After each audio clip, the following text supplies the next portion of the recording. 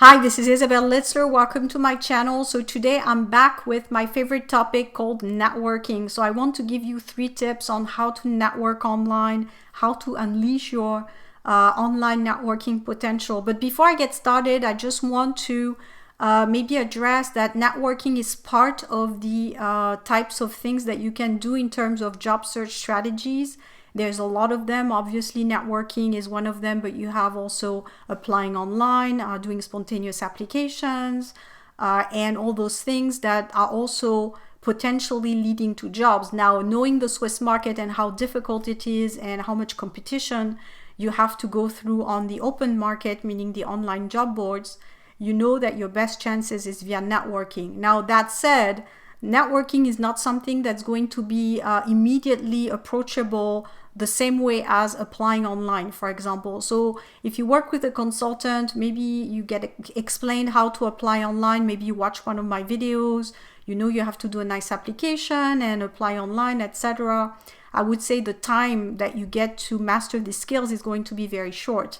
Now, networking is something that takes actually a little bit more investment, both personally and in terms of time. It's not something that you can master in 1 day or 2 days. It's really networking. It goes with negotiation and diplomacy and being able to engage with people. It's really those skills that you take a long time to develop. Even the most experienced people don't do it right the first time. So it's not approachable immediately, and it's not going to be something you're immediately comfortable with.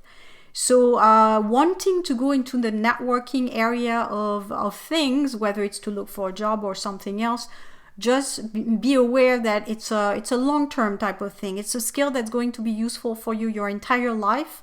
So it's a long-term investment, but it's not easily approachable. Like, okay, I'm going to watch one video and I can be a strong networker tomorrow. So I just want to put that as a caveat into my video where people say, you know, it's something that they really have to want to make it successful. So I just want to say this to begin with. Now, the other thing I want to say before I get started on giving you the 3 tips is that I do have a group called Careerpreneur where I really walk people hand in hand on their networking, but also how to tap into the Swiss market and how to grow also the communities around them and really think about the jobs of the future and so forth. So I'm really building a community of thought leaders there, of people who want to not only just get a job, but they want to grow their career seriously and also be thought leaders for people around them. So if you're interested in reading about this group, click below. I have the link where you can see who it is for and what it is that this group is about. So that's just also a second thing I wanted to say before I get started. So what are some of the 3 tips to network well online? So personally, I started really networking 100% online as of last year because I was really busy with a lot of things.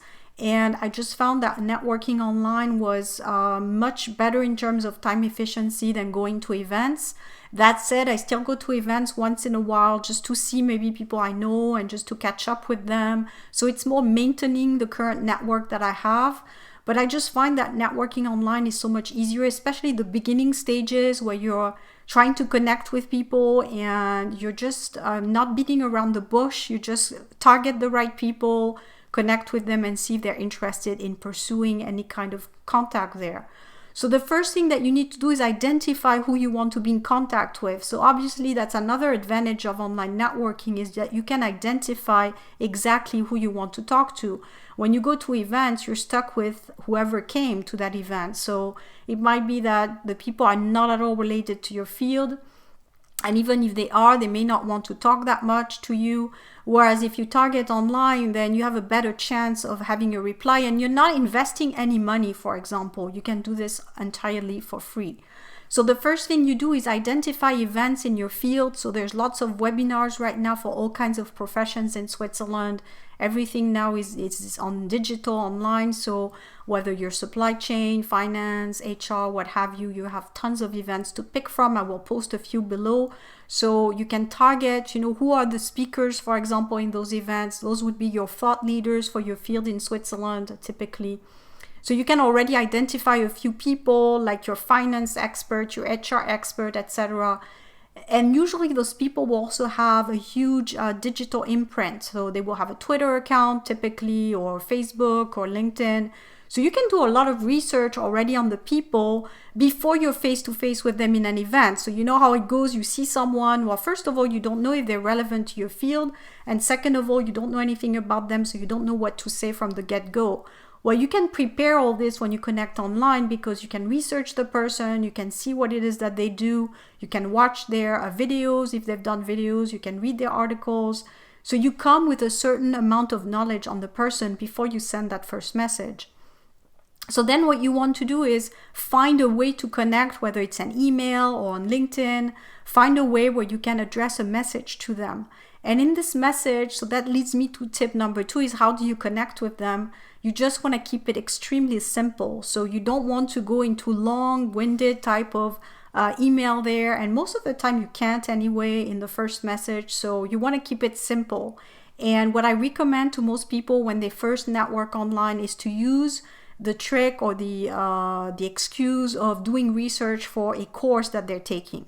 So if you want to connect with a thought leader on HR, on finance, or what have you, just say you're taking a course in their topic of predilection and that you're interested in knowing their expertise for your course, that you have to write a paper and you need to ask them a few questions about this topic that they're master of and they've written a lot about.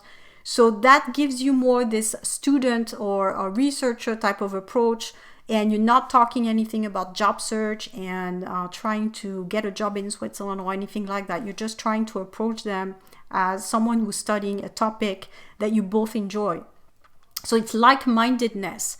You're trying to connect with people who are like-minded, who are in the same spirit.